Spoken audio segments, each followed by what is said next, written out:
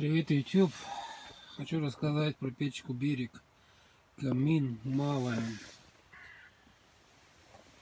Сейчас на улице где-то 0 меньше нуля. Палатка тоже Берег. Раскладушки Медведь. Палатка двухслойная.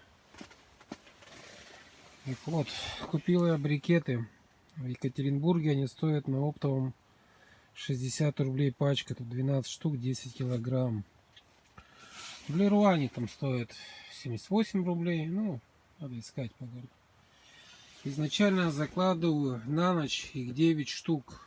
Аккуратненько. И поджигаю сверху. И сопло нужно ставить вот так же сверху. На самой малой тяге.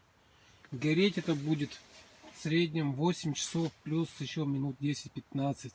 Спокойного сна. Дрова при полной закладке прогорят в лучшем случае на малой тяге 3 часа. Надо будет подкладывать. Здесь без суеты.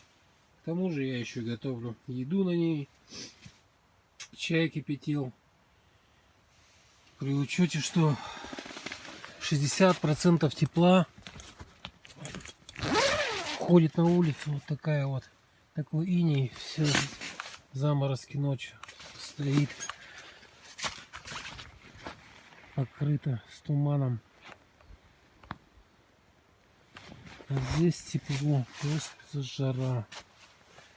Так что однозначно брикеты. И не надо суетиться с этими дровами.